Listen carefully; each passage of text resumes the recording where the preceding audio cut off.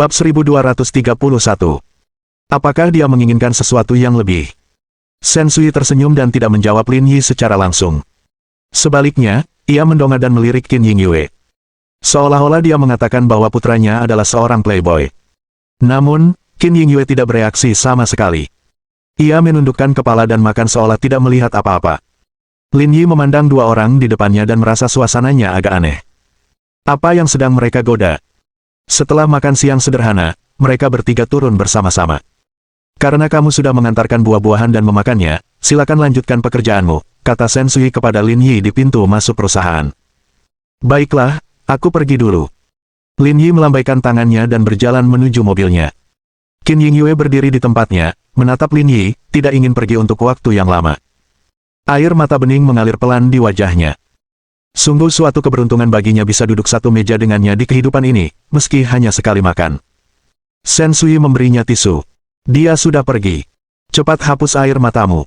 Lagi pula, kita kan tidak akan berpisah selamanya. Apa kau tidak akan sering bertemu dengannya? Memang benar, tapi sulit untuk mengatakan apakah akan ada kesempatan seperti ini lagi di masa depan. Qin Yingyue tersenyum. Tapi aku sudah puas. Baiklah, baiklah. Berhentilah sentimental. Ayo belanja. Qin Yingyue ditarik oleh Sensui. Lin Yi berjalan ke pinggir jalan dan bersiap memanggil taksi. Namun, pada saat ini, Zhao Lei berjalan dari belakang. Halo, Presiden Lin. Lin Yi tersenyum saat melihat itu adalah Zhao Lei. Kamu pikir aku ini bukan kurir? Kamu masih mau aku jadi sugar baby? Kebetulan, aku lagi kekurangan uang akhir-akhir ini. Kamu mau kasih aku berapa sebulan? Wajah Zhao Lei memerah. Presiden Lin, jangan mengejekku. Itu hanya kesalahpahaman tadi. Kalau aku tahu kau Presiden Lingyun Group, aku tidak akan berani mengatakan itu. Lalu kenapa kamu mencariku sekarang? Zhao Lei meluruskan ekspresinya dan mengeluarkan usulannya. Presiden Lin, izinkan saya memperkenalkan diri lagi. Saya manajer umum Huaxin Group. Perusahaan kami berspesialisasi dalam pengemasan chip semikonduktor, yang berada di ujung rantai industri semikonduktor. Berikut proposal pembiayaan kami, saya harap Anda dapat melihatnya. Lin Yi menerima usulan itu dan membolak-baliknya. Berapa banyak yang kamu inginkan? Zhao Lei sedikit terkejut. Dia tidak menyangka Lin Yi akan menanyakan pertanyaan langsung seperti itu. Rencana pendanaan kami adalah 3,8 miliar, tetapi berapa banyak yang akan kami dapatkan masih bergantung pada apa yang dipikirkan Presiden Lin tentang kami. 3,8 miliar untuk 14% saham, rasionya lumayan. Lin Yi mengembalikan proposal itu. Pergi ke perusahaan dan cari Qixian Zhao. Katakan padanya bahwa aku memintanya untuk berinvestasi padamu. Apa kau benar-benar akan berinvestasi pada kami? Apa kau tidak perlu menelitinya lebih lanjut atau mengadakan pertemuan untuk membahasnya? Tidak banyak. Bonus liburan sedang kami kurangi, jadi kami bisa berhemat sedikit. Bicara saja dengan Qixian Zhao tentang investasi. Jika dia memberi mereka lebih sedikit bonus, mereka akan ada di sana. Mendengar kata-kata Lin Yi, Zhao Lei merasa tidak nyaman. Perusahaan besar memang berbeda. Apakah 3,8 miliar benar-benar tidak berarti apa-apa bagi mereka? Oke, terima kasih, Presiden Lin. Zhao Lei begitu bersemangat hingga ia agak bingung. Saya melihat Anda melambaikan tangan tadi. Mau naik taksi? Ya, saya di sini untuk urusan pribadi. Mobilku ada di sampingmu. Kalau kamu tidak keberatan, aku akan mengantarmu ke sana. Itu juga berhasil. Maaf merepotkanmu. Masalah apa? Aku senang sekali bisa mengantar Presiden Lin. Lin Yi mengikuti Zhao Lei ke mobilnya. Mobil itu adalah Maserati putih, modelnya sama dengan mobil Ji Qingyan. Harganya hanya sekitar 1 juta yuan dan tidak dianggap mahal. Lin Yi memberitahu Zhao Lei alamatnya, yang kemudian menyalakan GPS dan melaju menuju pangkalan pelatihan Brigade Garda Pusat. Presiden Lin, apakah Anda ada waktu luang malam ini? Kamu masih mau jadi sugar baby-mu? Tidak. Zhao Lei buru-buru menjelaskan. Bukan itu maksudku. Aku cuma mau ngajak kamu makan malam buat berterima kasih atas investasimu yang begitu besar untuk kami. Oh, kalau cuma makan malam, aku tolak. Apakah dia menginginkan sesuatu yang lebih dari itu? Tentu saja itu bukan hal yang mustahil. Kalau begitu, haruskah saya memesan kamar sekarang? Wanita dewasa itu sangat baik. Dia bisa tahu apa yang kamu minta hanya dengan memberi isyarat. Dia sama sekali tidak tertutup. Tak heran jika pria zaman sekarang menyukai wanita dewasa dan wanita muda yang sudah menikah. Mereka memang punya kelebihan masing-masing. Sama seperti wanita yang menyukai bajingan. Mereka cemberut, dan bajingan itu tahu untuk mencium mereka. Mereka mengangkat tangan mereka, dan bajingan itu tahu untuk memeluk mereka. Tidak seperti pria-pria heteroseksual yang meminta mereka minum air panas atau memanggil mereka, ayah. Aku agak terlalu lelah 2 hari terakhir ini. Aku akan memikirkannya nanti kalau ada kesempatan. Terima kasih telah memberi saya kesempatan, Presiden Lin. Saya siap sedia, kata Zhao Lei sambil tersenyum. Setelah berkendara sekitar setengah jam, Zhao Lei mengendarai mobil ke pangkalan pelatihan Brigade Garda Pusat. Setelah mengobrol sebentar, Lin Yi keluar dari mobil dan pergi ke kantor Liu Hong. Di sanalah kamu, duduk. Liu Hong tersenyum lebar saat melihat Lin Yi masuk. Kenapa kamu sendirian? Di mana Qiu Yuluo dan Ning Che? Mereka sibuk dengan latihanku. Aku tidak punya waktu untuk datang ke tempatku. Mereka sibuk dengan latihan uji coba, mereka tidak punya waktu untuk datang mengunjungi saya. Apakah mereka benar-benar perlu bertanggung jawab atas hal itu? Mereka sedang mencari anggota tim mereka sendiri. Siapa yang sesantai kamu, yang sepertinya tidak peduli dengan apapun? Lin Yi mengerti maksudnya. Seperti para peraih nilai tertinggi dalam ujian masuk perguruan tinggi. Mereka tidak perlu mendaftarkan diri, karena universitas-universitas ternama akan memanggil mereka sebelumnya. Qiu Yuluo dan Ning Che sedang melakukan hal yang sama. Mereka memang memberikan beberapa kemudahan, tetapi seseorang harus bergabung dengan tim mereka untuk mendapatkannya. Kapan sidang resminya dimulai? Sudah lama tertunda, ya, tanya Lin Yi. Ini akan dimulai besok. Liu Hong mengeluarkan 2 batang rokok dan memberikan satu kepada Lin Yi, tetapi Lin Yi menolaknya. Yang terakhir menyalakan rokoknya dan mengembuskan asapnya. Kamu sekarang adalah ketua tim-tim 1, setelah latihan percobaan, kamu akan dipilih pertama. Itu tidak bagus, Qiu Yuluo dan Ning Che juga perlu memilih anggota. Tidak apa-apa. Aku yang memutuskan akhir dalam masalah ini. Kamu harus lebih memperhatikannya. Jangan ceroboh, kata Liu Hong. Berkinerjalah dengan baik. Setidaknya dalam 3-5 tahun, kamu akan bisa naik ke posisi direktur departemen. Masa depanmu akan tak terbatas saat itu. Bukankah 3 tahun terlalu lama? Bisakah kau mempersingkat waktunya? Ya, tapi satu-satunya cara yang berhasil adalah jika terjadi kecelakaan padaku. Brigade Garda Pusat tidak punya orang lain kalau itu terjadi, jadi mereka harus menarikmu untuk mengambil alih posisi itu. Lin Yi mengelus dagunya dengan ekspresi serius. Itu ide yang bagus. Sial, kalau suatu hari terjadi sesuatu padaku, aku tidak akan ragu kalau kau yang memerintahkannya. Haha, jangan bilang begitu. Mungkin ini memang takdirmu. Lin Yi menghibur. Jangan terlalu lelah akhir-akhir ini. Makan apapun yang kau mau dan minum apapun yang kau mau. Kalau kau punya cicilan rumah atau mobil, aku akan bantu melunasinya. Aku akan memastikan kau pulang dengan hati nurani yang bersih dan tanpa penyesalan. Sialan, seseorang berikan senjataku. Bab 1232. Kau tidak menerima rokokku. Liu Hong memutar matanya karena marah. Dosa apa yang telah dia perbuat? Mengapa ketiga bawahannya tidak menganggapnya serius? Baiklah, berhenti bicara omong kosong denganku. Liu Hong meluruskan ekspresinya dan berkata, kamu sibuk banget di Zonghai. Sombong banget sih. Kalau aku nggak ngajak, kamu nggak akan datang, kan? Tidak, aku benar-benar punya sesuatu yang harus diurus, kata Lin Yi. Keranjang buah saya masih terparkir di pintu masuk hotel, kalau saya tidak cepat menjualnya, buah-buahan itu akan membusuk dalam beberapa hari. Apsaf. Bukankah itu cuma buah? Berapa total harganya? 1/11 sudah cukup untuk menutupi biaya totalnya, oke. Lagi pula, kau presiden yang hebat. Kenapa kau masih repot-repot dengan uang sekecil itu? Bagus sekali. Aku punya total lebih dari 130 pon buah. Harga pasarannya 3.000 yuan untuk 500 gram.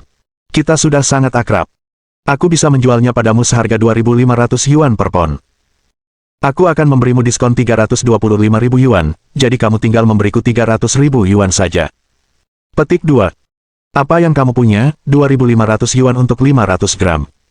Apa buahmu terbuat dari emas? Ini harga terendah saya. Apakah Anda masih ingin diskon, dan apakah Anda membayar dengan kartu kredit atau tunai?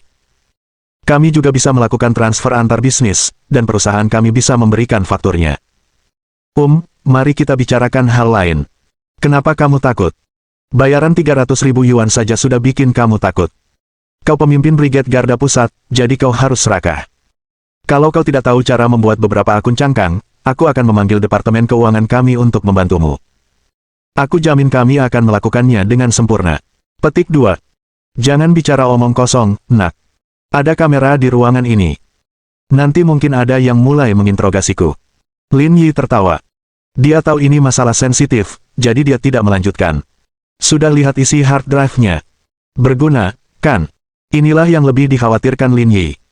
Ini akan sangat mendorong perkembangan teknologi biologi di negara ini. Sebagai perbandingan, 2 kg biji besi tampak tidak berarti apa-apa. Tentu saja ada beberapa kegunaannya, tetapi penelitian tentang serum sequence gen tidak akan berhasil di Huaxia. Para petinggi tidak berencana untuk mempelajarinya secara mendalam untuk tujuan ini dan berencana untuk menggunakannya di bidang lain. Lin Yi mengangguk. Ini sesuai dengan harapannya. Kau benar. Proses yang tidak manusiawi seperti itu tidak cocok untuk negara kita. Namun, kali ini, para petinggi tidak berencana memberimu penghargaan khusus. Sebaliknya, kau akan menerima serangkaian penghargaan kelas 2. Apakah kau keberatan? Tidak ada keberatan. Aku tidak menangani masalah ini dengan baik, jadi silakan saja. Baiklah, aku lega kau tidak mempermasalahkan hal ini, kata Liu Hong. Ngomong-ngomong, aku lupa memberitahumu sesuatu. Tetua Lu menelepon pagi ini dan bilang dia ingin bertemu denganmu lagi. Kalau tidak ada urusan lain, pergilah sekarang. Dia orang penting banget. Kenapa dia mau ketemu aku? Lin Yi masih sedikit bimbang tentang pertemuannya dengan Lu Beichen. Dia datang ke sini untuk menggali dan mencari tahu situasi di Pulau Tilia. Dia tidak ingin terlalu terlibat. Dia agak khawatir dipanggil oleh sosok sebesar itu secara tiba-tiba. Aku tidak tahu soal itu, tapi kau sudah menerima 2 penghargaan kelas 2 berturut-turut. Dia mungkin hanya ingin bertemu denganmu. Bisakah aku tidak pergi? Bagaimana menurutmu? Ada gerobak penuh buah yang bisa saya jual. Bajingan, pemimpin itu secara pribadi ingin bertemu denganmu, tapi kau masih menolaknya. Kesempatan ini jauh lebih baik daripada berjualan buah. Lin Yi tahu bahwa Liu Hong melakukan ini untuk kebaikannya sendiri. Namun, dia hanya seorang penipu. Saya ingin menjual buah-buahan untuk memenuhi misi. Baiklah, baiklah, baiklah.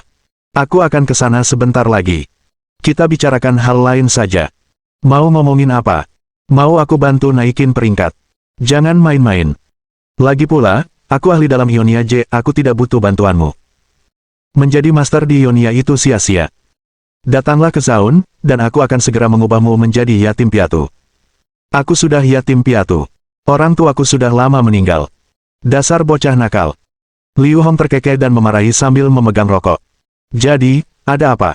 Eliza dan yang lainnya tewas dalam transaksi ini. Black Gold Corporation menderita kerugian besar. Apakah Anda memperhatikan pergerakan mereka akhir-akhir ini? Saya juga sudah memikirkannya. Sejauh ini tidak ada yang aneh, kata Liu Hong. Sekarang setelah mereka kehilangan 2 jenderal, mereka mungkin tidak akan berani melakukan apapun di bawah sorotan. Kemungkinan besar mereka hanya berjaga-jaga dalam kegelapan. Tapi tim 4 masih di Pulau Tilia. Kau tak perlu khawatir soal orang-orang mesum dari tim 4 itu. Biasanya, orang-orang dari Black Gold Corporation tak akan berani menyentuh orang-orang dari tim 4. Persis seperti yang dia bayangkan. Lin Yi bergumam dalam hatinya. Tim 4 berisi kekuatan tempur tertinggi di Brigade Garda Pusat. Jika tidak, orang-orang seperti Qiu Yuluo dan Ning Che akan merasa sangat sulit menangani Black Gold Corporation. Kalian tidak perlu fokus pada Black Gold Corporation sekarang. Situasi di luar negeri sangat kacau. Mereka bukan ancaman bagi kita saat ini. Aku akan mengawasi mereka. Setelah mengatakan itu, Liu Hong melihat arlojinya. Baiklah, sudah malam. Pergilah ke rumah tetua Lu dan cari tahu apa yang dia inginkan. Dia mungkin mencarimu untuk sesuatu yang mendesak. Baiklah, aku akan pergi sekarang. Lin Yi berbalik dan berjalan keluar, kirim alamatnya ke ponselku nanti. Cepat pergi. Aku akan mengirimkannya kepadamu sekarang. Setelah meninggalkan pangkalan pelatihan Brigade Garda Pusat, Liu Hong mengirimkan alamatnya. Lin Yi mengerutkan bibirnya dan bergumam dalam hatinya. Kompleks Departemen Staf Umum, sungguh mengesankan. Setelah naik taksi, Lin Yi tiba di pintu masuk staf umum. 40 menit kemudian, para penjaga tiba di halaman departemen. Tentu saja, ia dihentikan. Setelah berkomunikasi sebentar, mereka dengan sopan mengizinkannya masuk. Lin Yi mengikuti arahan penjaga dan berjalan ke halaman. Tempat ini memberikan nuansa yang mirip dengan daerah garnisun Zonghai. Dia bisa mendengar suara latihan di kejauhan, disertai perasaan hikmat. Setelah berjalan lebih dari 10 menit, Lin Yi tiba di bangunan paling dalam. Sesekali, seseorang akan lewat, tetapi yang paling mencolok adalah meja persegi kecil tak jauh dari sana. Di atasnya terdapat set teh sederhana. Di sampingnya terdapat tungku tanah liat kecil dengan air panas mendidih. Lu Beichen memegang kipas angin dan mengipasi dirinya sendiri, tampaknya merasa sedikit kepanasan. Pakaiannya sangat sederhana, seperti orang-orang tua yang biasa Anda temukan di jantung kota Yanjing, yang mengenakan kaos dalam putih dan mengipasi diri mereka dengan kipas di depan umum. Kemarilah, kemarilah, kemarilah. Aku sudah lama menunggumu. Melihat Lin Yi, Lu Beichen melambaikan tangannya dan tersenyum ramah. Lin Yi mempercepat langkahnya dan berjalan mendekat, lalu duduk di bangku kecil di dekatnya. Penatua Lu, apakah ada yang Anda butuhkan dari saya? Apa yang kau bicarakan? Kau kan bawahanku. Tidak bisakah aku mencarimu tanpa alasan? Lin Yi tertawa. Tidak, aku hanya sedikit tersanjung. Melihat senyummu, aku tahu kamu tidak menganggapnya serius. Saat itu, air di atas tungku tanah liat mendidih. Lu Beichen perlahan mengangkatnya dari api dan menyeduh seteko dahong pao. Cobalah dahong pao dari pohon induk Gunung Wui. Harga satu potnya setara dengan satu sedan hongkik. Jika saya benar-benar meminumnya, orang-orang dari Departemen Anti Korupsi akan datang kepada saya. Tidak apa-apa. Kepala Departemen Anti Korupsi itu murid saya. Luar biasa. Lin Yi menyesap tehnya. Ia tidak suka jenis teh ini. Semua orang sering mengatakan bahwa dahong pao adalah teh terbaik. Namun, Lin Yi benar-benar tidak dapat mengatakan apa yang bagus tentang hal itu. Karena kebiasaan, Lu Beichen mengeluarkan sebungkus rokok tanpa bungkus dan memberikan satu kepada Lin Yi. Lin Yi melambaikan tangan untuk menolaknya karena kebiasaan. Kamu tidak menerima rokokku. Bab 1233. Izinkan aku memperkenalkan seseorang padamu. Lin Yi tersenyum canggung, mengambil rokok itu, dan berinisiatif menyalakan rokok Lu Beichen. Penatua Lu, apakah Anda secara khusus meminta saya datang hanya untuk merokok dan minum teh? Bagaimana situasi di negeri matahari terbit? Tanya Lu Beichen. Yoshimitsu sudah mati. Kalau tidak ada yang menggantikannya, kelompoknya kemungkinan besar akan bubar, jawab Lin Yi jujur. Satu-satunya orang yang dapat mengembangkan serum urutan gen saat ini adalah keluarga Mitsui. Lu Beichen menjentikkan abu rokoknya. Apa pendapatmu tentang kedua belah pihak ini? Yoshimitsu jauh lebih lemah daripada keluarga Mitsui, kata Lin Yi. Namun, mungkin karena periode pengembangannya terlalu singkat. Operasi ini telah membunuh mereka sejak awal. Namun, sulit bagi saya untuk menilai keluarga Mitsui. Saya hanya melihat puncak gunung es dalam hal kekuatan dan fondasi. Selain itu, mereka mungkin memiliki koneksi dengan para pejabat Sunrise Land. Tidak ada cara untuk mengetahui situasi yang sebenarnya. Lu Beichen mengangguk sambil berpikir. Sebenarnya, melihat situasi internasional, ancaman Sunrise Land terhadap kita tidak besar. Kita hanya perlu berhati-hati. Lin Yi mendongak dan melirik Lu Beichen. Ia merasa seperti telah dipercayakan tugas penting. Jika tidak mungkin dia akan menceritakan hal-hal ini pada Lin Yi. Penatua Lu, apakah kau akan memberitahuku sesuatu? Lin Yi bertanya. Bukan masalah besar. Aku hanya ingin bertanya tentang rencana masa depanmu, kata Lu Beichen. Kamu sekarang ketua tim 1, apa kamu punya rencana? Saya belum benar-benar memikirkannya.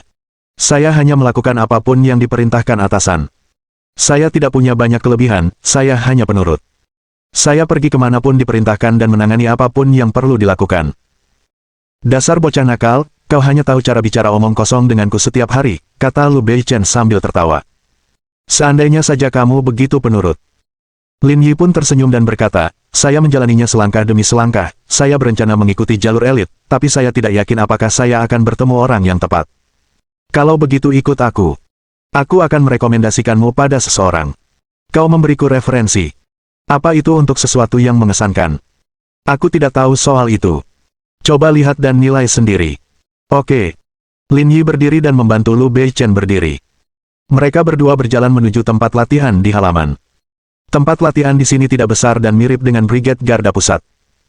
Itu dibagi menjadi beberapa area yang memungkinkan mereka mengerjakan berbagai jenis pelatihan yang berbeda. Ada sekelompok besar orang di depan kita. Apa yang mereka lakukan? Tanya Lin Yi santai. Ayo kita pergi ke sana dan melihatnya.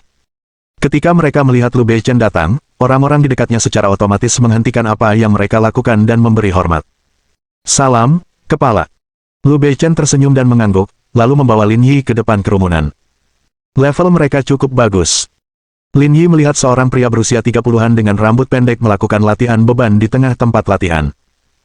Dia memikul beban seberat 30 kg di punggungnya dan melakukan pull-up 2 jari.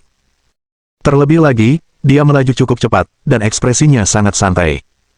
Ada lebih dari 80 orang di sekitar yang menghitung jumlah repetisi yang dia lakukan.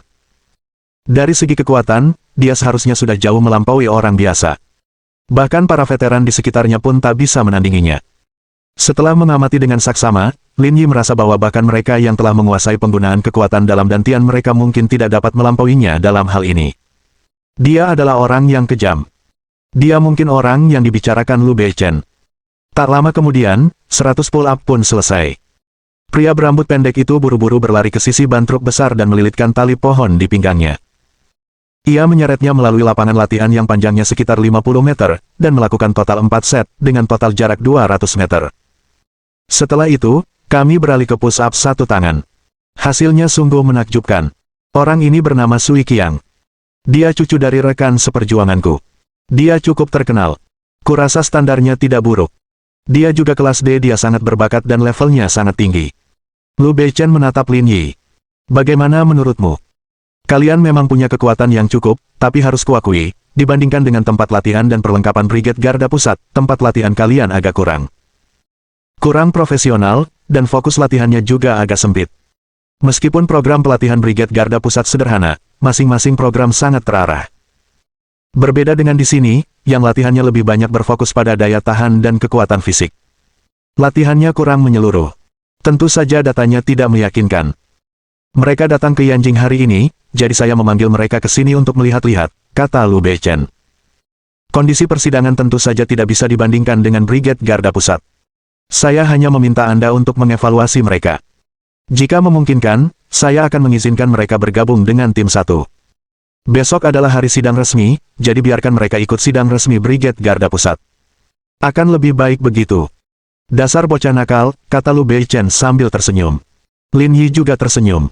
Apakah aku terlalu tidak kompeten? Oh, jadi kau tahu, kata Lu Beichen, kau bahkan tidak menghormatiku. Setelah bertahun-tahun, kau hanya orang kedua yang melakukan ini. Benarkah? Kupikir hanya aku yang berani menolakmu. Lu Beichen tersenyum dan tidak berkata apa-apa. Namun, ia mengumpat dalam hati. Siapa lagi? Dia pasti ayahmu. Tepat saat mereka berdua tengah berbincang, seorang lelaki tua berambut dan berjanggut putih berjalan menghampiri bersama seorang lelaki yang sedikit lebih muda. Lu tua, apa pendapatmu tentang cucuku? Nama lelaki tua itu adalah Sui Jisoo. Ia berasal dari keluarga Sui di Provinsi Sichuan dan merupakan keluarga besar di provinsi tersebut. Dan di sini, Lu Beichen secara alami ada di sana untuk membantu. Pemuda yang berdiri di sampingnya bernama Sui Xiang. Ia adalah cucu Sui Jisoo dan adik Sui Qiang. Namun, levelnya sangat rendah dan ia belum mencapai ambang batas. Ia tidak memiliki kemampuan untuk berpartisipasi dalam pelatihan percobaan. Saya rasa dia baik-baik saja, tapi ketua tim mereka tidak terlalu puas. Dia harus berpartisipasi dalam uji coba besok untuk menentukan hasil keseluruhan. Pemimpin tim. Secara naluriah, mereka berdua menatap Lin Yi. Pakaiannya berbeda dari yang lain dan dia berdiri di samping Lu Beichen. Pemimpin tim yang dibicarakannya seharusnya dia. Dia ketua tim 1. Sui Jisoo bertanya. Saat mereka mengobrol sebelumnya, Lu Beichen mengatakan bahwa dia ingin cucunya bergabung dengan tim 1. Oleh karena itu, ia mampu mengidentifikasi Lin Yi. Ya, ini pemimpin tim 1, Lin Yi. Sui Xiang menatap Lin Yi cukup lama. Dia pernah bertemu dua pemimpin Brigade Garda Pusat lainnya sebelumnya. Mereka berdua berusia 30-an. Bukankah orang ini masih terlalu muda? Dia sepertinya seumuran dengannya. Bagaimana dia bisa menjadi ketua tim 1? Mungkinkah dia masuk melalui nepotisme? Latar belakangnya pasti cukup hebat. Sui Jisoo berinisiatif mengulurkan tangannya. Lin Yi pun melakukan hal yang sama. Ia menjabat tangannya sebentar sebagai salam. Ketua tim Lin, saya ingin bertanya, apa yang membuat Anda tidak puas? Bisakah Anda memberitahu saya? Bab 1234. Uji coba individu. Lin Yi berhenti sejenak. Jangan salah paham. Saya tidak bilang dia buruk. Saya hanya merasa kondisi persidangan di sini agak terlalu ketat. Ketika persidangan resmi dimulai besok, akan lebih mudah untuk melakukan penilaian yang lebih komprehensif. Kamu di sini bersama Pak Tua Lu, jadi kamu seharusnya tahu tingkat kemampuan cucuku. Apa menurutmu itu belum cukup? Saya tentu saja yakin dengan levelnya, tapi bukan berarti dia cukup baik. Jika dia punya kekurangan di aspek lain, dia akan kesulitan menjalankan misi di masa mendatang. Baiklah, kalau begitu kita akan berpartisipasi dalam uji coba resmi. Tapi, kecuali ada perubahan, dia mungkin tidak akan bergabung dengan tim satumu. Wajah Sui Jizu dipenuhi amarah. Dia diminta oleh Lu Beichen untuk berpartisipasi dalam persidangan. Sekarang, orang-orangnya benar-benar telah memainkan trik yang begitu rendah. Mereka terlalu licik. Ini tidak terlalu penting. Saat ini, kami sedang memilih kalian semua. Setelah lulus uji coba, pilihan akan kembali ke tangan kalian. Tim mana yang akan kalian ikuti setelah itu sepenuhnya terserah kalian. Lu Beichen berdiri di samping dan melirik keluarga Sui. Kemudian, ia melirik kawan lamanya dan tersenyum. Ia tidak berkata sepatah kata pun. Dulu, saat mereka masih berjuang bersama, dia adalah lelaki tua yang keras kepala. Setelah bertahun-tahun, dia tidak berubah sama sekali. Saya belum bisa berkomentar apa-apa saat ini. Tergantung bagaimana keluarga Sui menangani masalah ini. Sui Jizu tidak menjawab. Dia menoleh ke arah Sui Qiang dan berkata, "Ayo pergi. Nggak perlu latihan di sini." Mendengar suara Sui Jizu, Sui Qiang menghentikan kegiatannya. Kemudian, ia melepaskan beban di tubuhnya dan berlari kecil ke arah mereka. "Kakek, seharusnya tidak ada masalah, kan?" kata Sui Qiang sambil tersenyum. Meskipun dia ada di sini untuk ikut serta dalam persidangan, Sui Qiang sama sekali tidak ambil pusing dengan hal itu. Dia sudah mencapai kelas D, dan ketua tim Brigade Garda Pusat juga baru setingkat ini. Dia di sini hanya untuk berpartisipasi dalam uji coba. Lagi pula, dia sudah setingkat ketua tim, gila rasanya kalau ketua tim masih meragukan kemampuannya. Ketua tim ini tidak menganggap levelmu setara, jadi dia tidak akan langsung meloloskanmu. Kamu harus mengikuti uji coba formal besok. Bukankah itu agak berlebihan? Bagaimana mungkin ada yang salah dengan levelku? Lin Yi. Apakah mereka berdua punya masalah dengan kepala mereka? Aku bahkan tidak pernah mengatakan hal seperti itu, kan? Akan kujelaskan sekali lagi. Aku tidak mengkritik levelmu. Aku hanya memintamu untuk mengikuti pelatihan resmi karena aku ingin mengukur kemampuanmu secara keseluruhan, seperti kelincahan, tes kekuatan, dan fungsi kardiologismu. Itu tidak ada hubungannya dengan levelmu. Apa bedanya? Tanya Sui Qiang. Aku mengerti situasimu. Dengan levelku saat ini, aku bahkan bisa mengambil peran sebagai pemimpin tim. Kalau begitu, kenapa kau meremehkan kemampuanku? Meskipun kau sudah mencapai kelas D, levelmu masih jauh dari yang dibutuhkan untuk seorang pemimpin tim. Mereka yang terlalu arogan tidak akan bisa bertahan di sini. Kau seharusnya tidak sesombong itu. Ekspresi wajah Sui Qiang tidak terlalu bagus. Menurutku, kamulah yang sombong. Sui Qiang mengamati Lin Yi dari ujung kepala hingga ujung kaki dan berkata, "Aku tidak begitu yakin bagaimana kau bisa menjadi pemimpin tim di usia ini, tapi menurutku kau harus menempatkan dirimu di tempat yang tepat. Jangan meremehkan orang lain. Secara keseluruhan, level di Yanjing memang tinggi, tapi tempat lain juga tidak kalah. Meskipun kau seorang pemimpin tim, aku yakin jika kita benar-benar bersaing, kau belum tentu lebih baik dariku." Lin Yi menggaruk kepalanya dan menatap Lu Beichen. "Seseorang mempertanyakan standar saya. Menurutmu, apa yang harus saya lakukan? Apakah saya masih bisa menjadi pemimpin tim? Aku tidak bisa ikut campur dalam masalah ini. Kamu bisa memutuskan sendiri apa yang ingin kamu lakukan," kata Lu Beichen. "Kau bisa saja memilih untuk tidak menerimanya, atau kau bisa memilih untuk bertanding dengannya. Tak ada gunanya membuang-buang napas. Kurasa Tuan Tua Lu sudah cukup bicara. Kita akan tahu persis kemampuan masing-masing setelah berlatih sebentar," kata adik Sui Qiang, Sui Xiang. "Tidak perlu berdebat. Lu Tua dan aku punya hubungan hidup dan mati. Dia menyelamatkan hidupku saat itu, jadi aku akan menuruti perintahnya. Kita bisa ikut serta dalam persidangan resmi besok." "Kakek, mengapa kau melewatkan kesempatan bagus seperti itu?" tanya Sui Xiang bingung. "Dengan standar kakakmu, dia seharusnya setara dengan orang ini, tapi dia tetap ketua tim Brigade Garda Pusat. Kalau hasilnya seri, hasilnya akan mempermalukan ketua tim, yang secara tidak langsung akan mempermalukan Pak Tua Lu. Kita seharusnya tidak melakukan ini." Sui Xiang mengangguk sambil berpikir. Ia merasa kakeknya benar. Dia memang jauh lebih rendah dalam hal memahami cara kerja dunia. Tidak perlu repot-repot. Saya memanggil kalian semua ke sini hari ini untuk membuktikan kemampuan cucu kalian. Jadi, saya ingin mengundangnya untuk bergabung dengan tim satu sebagai anggota istimewa. Tidak perlu khawatir tentang harga diri siapapun. Lu Beichen menyingkir, memberi jalan bagi Lin Yi. Dia ketua tim satu. Ayo kita uji coba di sini dan lihat hasil akhirnya. Bagaimana pendapat kalian semua? Kau sudah mengatakannya seperti itu, jadi aku tidak akan berdiri dalam upacara. Orang tua, kita sudah saling kenal selama lebih dari 60 tahun. Apa kau pikir aku tidak cukup mengenalmu? Apa kau sudah memutuskan untuk mulai mempermainkanku sekarang? Sui Jizu tertawa. Kalau begitu, ayo kita lakukan. Lu Beichen melirik Lin Yi. Apakah kamu baik-baik saja dengan ini? Saya tidak punya masalah melakukan uji coba sendiri sekarang, tapi tidak ada peralatan di sini. Agak sulit untuk melakukan uji coba yang menyeluruh. Bukankah semudah itu, kata Sui Qiang sambil berdengung. Aku akan bertanding denganmu di program uji coba besok. Katakan padaku apa sebenarnya yang ingin kau ikuti. Jika aku menang, itu artinya levelku sudah cukup. Kalau begitu, kau seharusnya tidak keberatan aku ikut. Saudaraku, jika kamu mengalahkannya, itu berarti kamu memenuhi syarat untuk menjadi pemimpin tim, kata Sui Xiang. Lu Beichen tertawa. Anak sapi muda itu ternyata tidak takut pada harimau. Mereka bahkan berani mengatakan hal-hal seperti itu. Memang benar, tapi di mana-mana ada aturan. Tidak mudah bagi mereka untuk mencapai posisi ini, jadi mereka tidak bisa menyerah begitu saja. Berhenti. Sebelum Sui Qiang bisa menyelesaikannya, Lin Yi menghentikannya. Jangan coba-coba memprovokasiku. Aku tidak akan tertipu, kata Lin Yi. Beruntung sekali, semua orang ada di sini hari ini, jadi saya akan menjelaskan semuanya. Jika kalian bisa mengalahkan saya, posisi ketua tim akan sepenuhnya menjadi milik kalian. Ini peran yang serius, jadi tentu saja, yang mampulah yang seharusnya memegangnya. Perkataan Lin Yi mengejutkan ketiga anggota keluarga Sui. Meskipun pemuda ini belum tua, dia memiliki tulang punggung yang kuat. Dia memang sesuatu yang luar biasa. Kalau begitu, kesepakatannya sudah tercapai. Ya, katakan padaku apa yang akan kita ikuti, aku akan mendengarkan rencanamu. Ada total 4 uji coba formal. Uji coba ini akan menguji daya tahan, kekuatan, kardio, dan kemampuan berpikir logis, kata Lin Yi.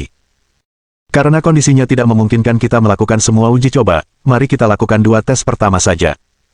Selama kamu mengalahkanku di salah satu tes, posisi ketua tim akan menjadi milikmu. Bab 1235. Pengurangan dimensionalitas. Sui Qiang meregangkan badan. Kau sendiri yang bilang, jadi aku tidak akan berbasa-basi denganmu. Kau mau aku mengalahkanmu duluan dalam hal apa? Babak pertama adalah kontes ketangkasan. Lin Yi melihat sekeliling. Apakah kamu punya senjata di sini? Semua senjata disimpan di gudang peralatan. Kami tidak mengeluarkannya hari ini karena tidak ada latihan menembak langsung, kata seorang pemimpin regu berwajah muram. Bisakah aku meminjam 2? Pemimpin regu melirik Lu Beichen, yang mengangguk. Tunggu sebentar, aku akan mengambilnya sekarang. Pemimpin regu berlari untuk mengambil seperangkat senjata untuk Lin Yi. Semua orang menunggu di tempat, menunggu untuk menonton pertunjukan. Mereka hanya tidak tahu apa yang akan dilakukan Lin Yi dengan pistol itu. Menurutmu siapa yang akan menang? Sulit untuk mengatakannya, tapi menurutku orang bernama Lin Yi seharusnya menang. Dia jauh lebih kurus daripada Sui Qiang. Seharusnya dia lebih unggul dalam hal kelincahan. Tapi, kamu lihat Sui Qiang waktu latihan. Meskipun dia besar, dia juga cukup lincah. Dia bukan kuda yang mudah ditaklukkan. Kau benar. Sulit untuk mengatakan siapa yang akan menang atau kalah, tapi Lin Yi benar-benar bertaruh terlalu banyak.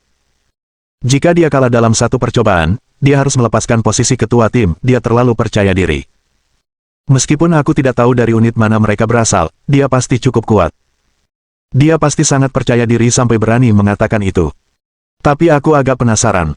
Aku penasaran apa yang akan dia lakukan dengan pistol itu. Jangan khawatir, ketua regu akan segera kembali. Kita akan segera tahu apa yang terjadi. Dalam beberapa menit, pemimpin regu berkulit gelap itu berlari kembali sambil membawa 2 senjata dan berdiri di depan Lu Beichen. Berikan dia pistolnya. Kalian tidak harus memberi kami senjatanya, kata Lin Yi. Cari orang lain yang jago menembak. Cuma kalian berdua yang punya senjata. Pemimpin regu tidak mengerti, tetapi dia tetap melakukan apa yang dikatakan Lin Yi. Orang lain maju ke depan, dan dia dan pemimpin regu masing-masing mengambil senjata. Lin Yi melirik Sui Qiang, dan Sui Qiang pun mengerti. Mereka berdua berjalan ke kejauhan dan berdiri sekitar 10 meter jauhnya. Meskipun dia tidak tahu apa yang sedang direncanakan Lin Yi, Sui Qiang yakin dengan kompetisi ini. Setelah mereka berdua berdiri diam, Lin Yi menunjuk kepalanya dan berkata kepada pemimpin regu berwajah gelap. Kalian berdua, bersiap-siaplah. Sebentar lagi, bidik kami dan tembak. Begitu kata-kata itu diucapkan, seluruh tempat menjadi gempar. Tak seorang pun mengerti apa yang dimaksud Lin Yi. Apa maksudmu, nak? Aku akan menghindari pelurumu, kata Lin Yi. Sebaiknya lakukan tes seperti ini. Semua orang tercengang, termasuk ketiga anggota keluarga Sui. Bagaimana ini bisa menguji kelincahan? Dia hanya mempertaruhkan nyawanya. Sui Jizu dan Sui Xiang saling memandang. Mata mereka dipenuhi dengan keterkejutan. Ujian semacam ini sungguh tak terduga. Mereka juga merasakan sedikit ketakutan dan bahkan tekanan. Mereka tidak menyangka Brigade Garda Pusat begitu kejam. Setiap momen adalah pertarungan sampai mati. Lu Beichen berkata, siapa yang melakukan uji coba seperti ini? Kau mempermainkan nyawa. Unit kita bukan mainan anak-anak, dan kematian adalah hal yang lumrah. Kalau kita bahkan tidak bisa melakukan ini, kita akan mengompol saat waktunya tiba untuk misi yang sebenarnya. Itu tidak akan berhasil, kata Lu Beichen kepada pemimpin regu. Kembali dan ambil beberapa senjata paintball latihan. Baik, Ketua. Sui Qiang berkeringat dingin. Dia mengakui bahwa pada saat itu, dia takut. Namun saat ini, Lu Beichen memperlihatkan senyum puas. Karena dia berani melakukan hal ini, dia pasti mempunyai keyakinan penuh. Keberanian mempertaruhkan nyawanya ini sangat mirip dengan apa yang dialami Lin Jingzhan saat itu. Seperti yang diduga, dia benar tentangnya. Tidak lama kemudian, pemimpin regu mengeluarkan dua senjata lagi. Baiklah, kita bisa mulai sekarang, kata Lu Beichen. Lin Yi mengerutkan bibirnya. Ini tidak berbahaya lagi, tapi juga tidak menarik sama sekali. Sui Qiang sangat gugup sehingga dia tidak mengatakan apapun lagi. Meskipun mereka telah mengganti amunisi hidup, itu hanya berarti tidak akan ada yang mati. Kecepatan peluru meninggalkan bilik masih sangat cepat. Sun Qiang tidak yakin apakah ia bisa menghindari peluru. Ia tidak yakin akan berhasil. Apakah kalian semua siap? Tanya pemimpin regu yang berdiri 10 meter darinya. Kalau sudah siap, kamu bisa menembak kapan saja. Kamu tidak perlu diberi aba-aba untuk memulai. Oke. Pemimpin regu berwajah gelap dan orang lainnya menaruh senjata mereka di bahu dan mengarahkannya ke Lin Yi dan Sui Qiang. Tak seorang pun tahu kapan mereka akan menembak. Ini juga kunci kompetisi. Dor. Pemimpin regu berwajah gelap itu menembak tanpa peringatan. Pada saat ini, Lin Yi melangkah ke kanan, bergerak sekitar setengah meter ke samping. Kekosongan itu bersiul melewati wajahnya, dan dia bahkan dapat mendengar suara angin yang pecah. Ya ampun, dia benar-benar berhasil mengelak. Pemandangan ini mengejutkan semua orang. Meskipun kecepatan paintball tidak secepat peluru sungguhan, namun tidak jauh lebih lambat. Namun, Lin Yi ternyata bisa menghindarinya dengan mudah. Ini terlalu lincah. Dor. Pada saat yang sama, orang lain menarik pelatuknya. Tepat saat Sui Qiang hendak bereaksi, ia menyadari peluru hampa telah mendarat di kepalanya, mengeluarkan asap merah. Sui Qiang merasakan ketakutan yang tak kunjung hilang. Jika ini peluru sungguhan, dia pasti sudah mati. Dengan kata lain, dia kalah. Sui Jizu dan Sui Xiang tercengang. Mereka begitu terkejut hingga terdiam lama. Itu peluru. Bagaimana dia bisa mengelak? Lu Beichen tanpa ekspresi. Ia teringat kejadian tadi dan sepertinya mengerti apa yang sedang terjadi. Kamu, bagaimana kamu melakukannya, kata Sui Qiang dengan gugup. Kamu tidak bisa lebih cepat dari peluru. Sui Qiang tidak ragu karena ia tahu betul bahwa meskipun ia menguasai cara mengerahkan kekuatan di dantiannya, mustahil baginya untuk memiliki kemampuan menghindari peluru. Bahkan jika ia mencapai kelas A dan B, ia tidak akan mampu melakukannya. Itu bahkan lebih mustahil bagi seseorang di level Lin Yi. Tentu saja. Aku bukan Superman. Bagaimana mungkin aku bisa lebih cepat dari peluru? Lalu, bagaimana kamu melakukannya? Saya bereaksi sebelum dia menarik pelatuknya. Sui Qiang bingung. Apa maksudmu? Apakah seseorang benar-benar akan menembakkan senjata api dapat dinilai dari ekspresi mikro di wajahnya? Lalu, Anda hanya perlu mengamati jarinya di pelatuk. Bereaksilah setengah detik atau sedetik sebelumnya, dan Anda bisa menghindari peluru. Perkataan Lin Yi mengejutkan semua orang. Rasanya seperti pintu menuju dunia baru telah terbuka. Ternyata ada begitu banyak trik di balik hal semacam ini. Ini bukan sekedar ujian ketangkasan tetapi juga ujian kondisi psikologis seseorang. Terlalu kuat. Saya menerima kekalahan saya dengan sepenuh hati, kata Sui Qiang. Dia hanya berpikir selama dia cukup cepat, kelincahannya akan tinggi. Dia tidak menyangka akan ada trik lain di balik ini. Dia tidak akan mengeluh karena kalah. Baguslah kau mengakui kekalahan. Meskipun aku kalah di ronde ini, sulit untuk mengatakan siapa yang akan menang di tes kekuatan berikutnya. Bab 1236.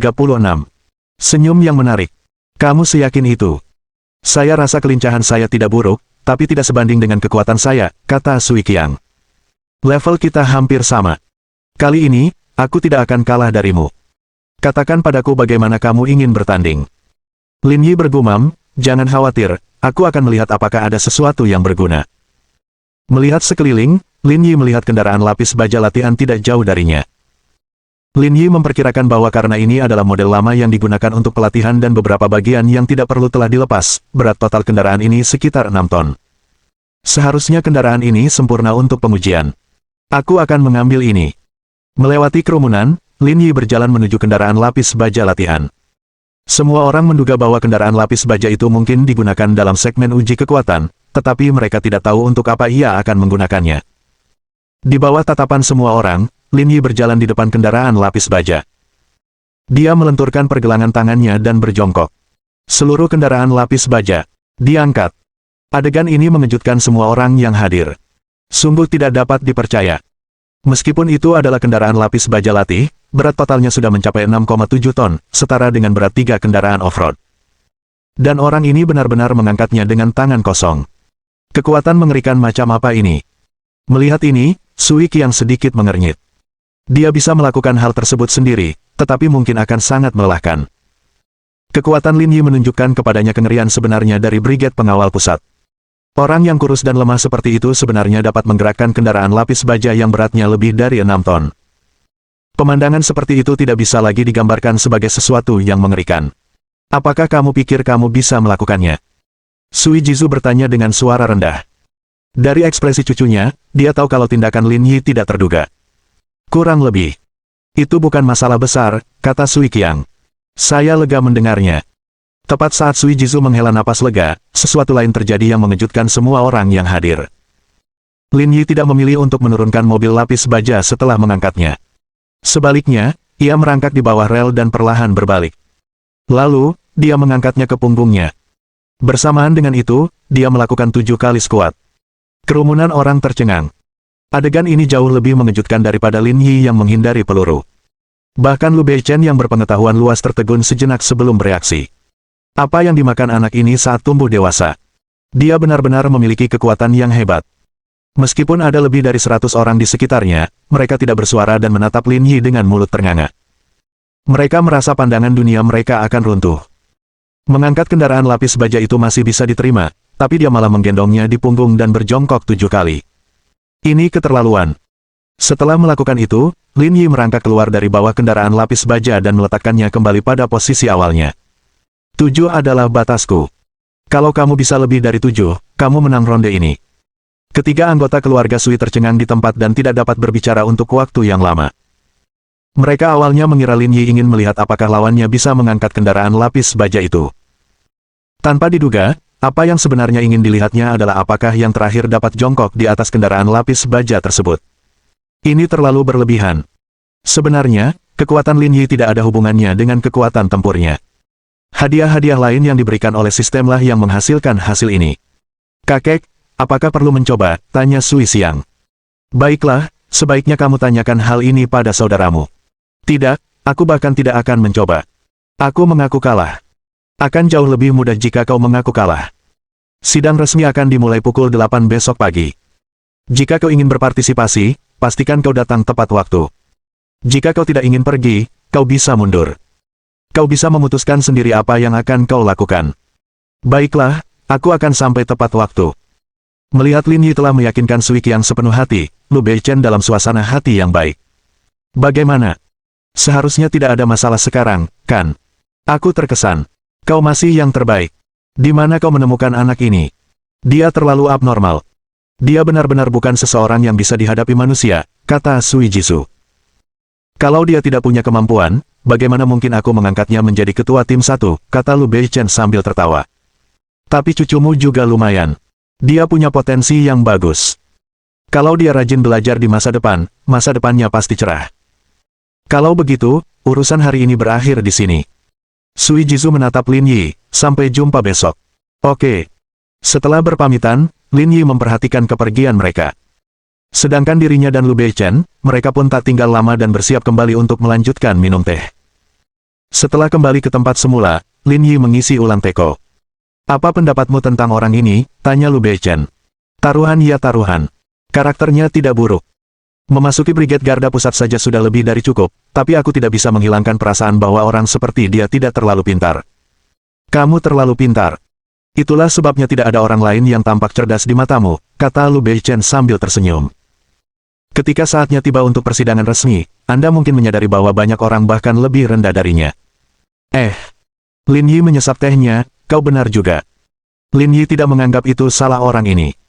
Mungkin saja karena, selama bertahun-tahun, semua orang yang ia temui dianggap luar biasa.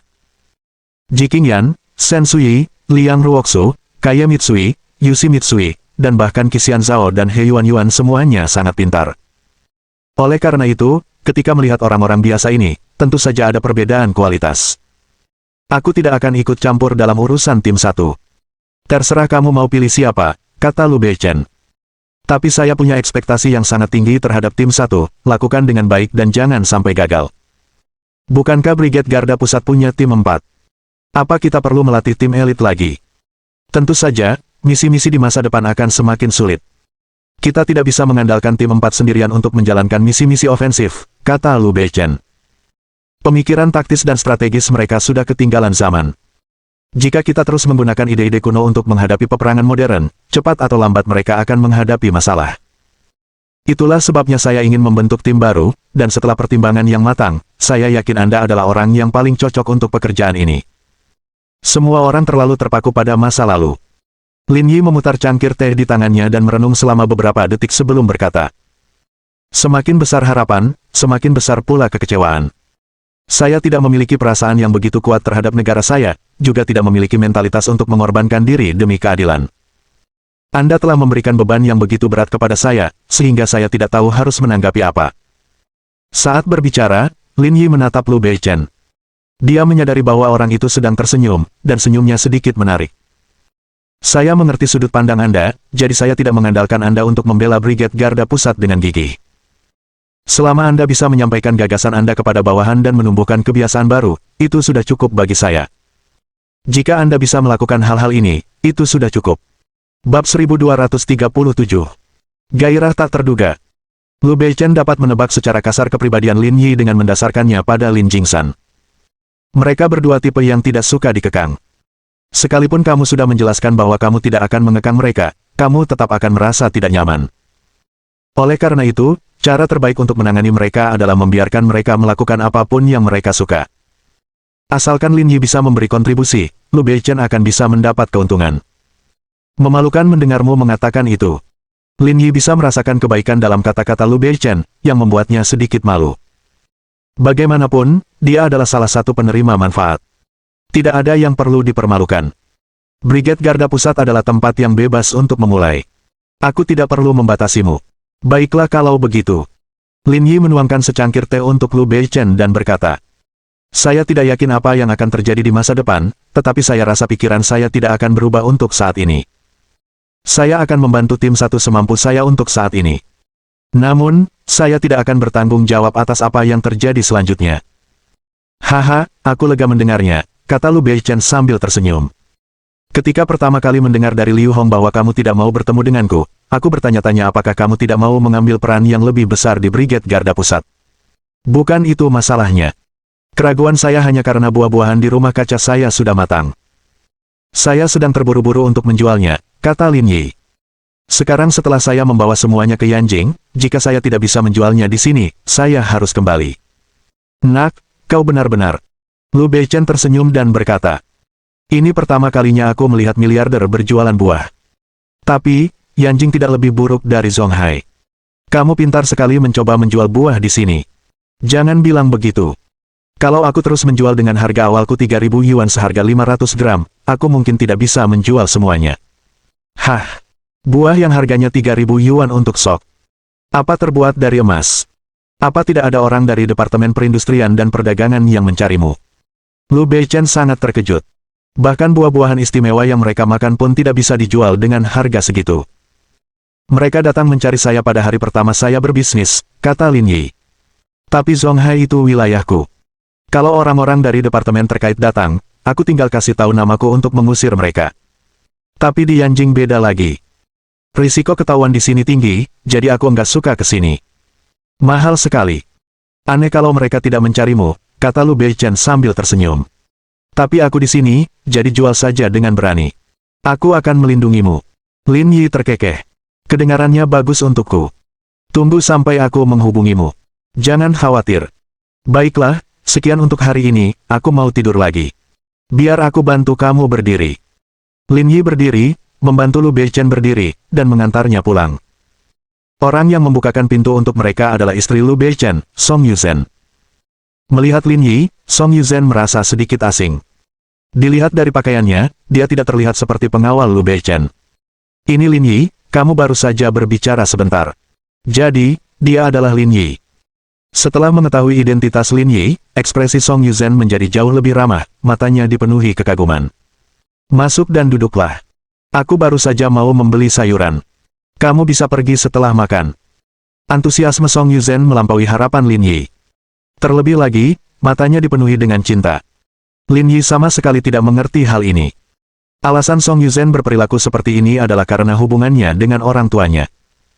Lebih jauh lagi, pagi harinya, Qin Yingyue telah meneleponnya, mengatakan bahwa dia telah kembali ke Yanjing dan akan mengunjunginya besok. Semua faktor ini membuat Song Yuzhen sangat menyukai Lin Yi. Saya tidak akan makan, saya ada hal lain yang harus dilakukan di sore hari, jadi saya akan pergi dulu. Kalau kamu sibuk, aku nggak akan ngapa-ngapain kamu. Kembalilah kalau kamu ada waktu luang. Tentu saja. Setelah bertukar kata dengan sopan, Lin Yi pergi, tetapi dia masih sedikit bingung. Mengapa dia begitu sopan padanya padahal mereka tidak ada hubungan keluarga? Dia sama sekali tidak sopan. Dia benar-benar ingin dia tinggal untuk makan malam. Ini sedikit tidak masuk akal.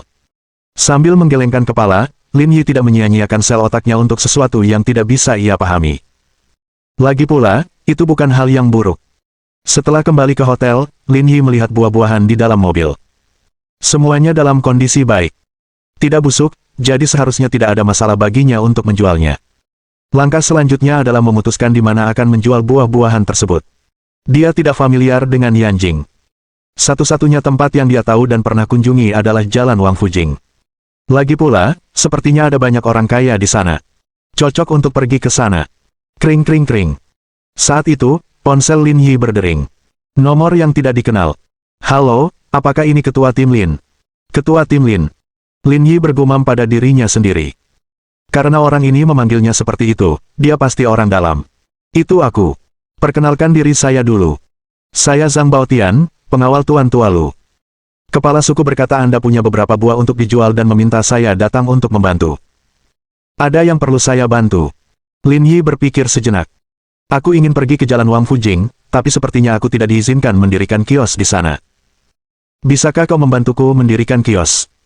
Itu bukan masalah, kata Zhang Baotian. Ayo kita tambahkan satu sama lain di WeChat. Aku akan bantu atur sekarang. Pergilah ke Jalan Wang Fujing dulu. Setelah pengaturan selesai, 1-11 akan mengirimkan lokasinya. Baiklah, maaf merepotkanmu. Sama sekali tidak. Setelah mulai bekerja, Lin Yi menutup telepon. Tak lama kemudian, pihak lain mengirimkan permintaan pertemanan. Setelah setuju, ia berkendara menuju Jalan Wang Fujing. Tepat saat hendak tiba, ia menerima lokasi di ponselnya. Lin Yi melaju sesuai alamat tersebut dan menyadari bahwa itu adalah bagian tersibuk di Jalan Wang Fujing. Di pinggir jalan ada sebuah SUV hijau tentara. Di sebelahnya berdiri seseorang berpakaian kasual. Apakah kamu Zhang Baotian? Lin Yi bertanya setelah keluar dari mobil. Zhang Baotian memberi hormat. Saya sudah tanya-tanya. Ini tempat terbaik di Jalan Wang Fujing. Banyak orang datang dan pergi. Anda pasti tidak akan salah kalau membuka toko di sini. Baiklah, terima kasih. Lin Yi berbalik dan memasukkan sekantong buah ke dalam mobil.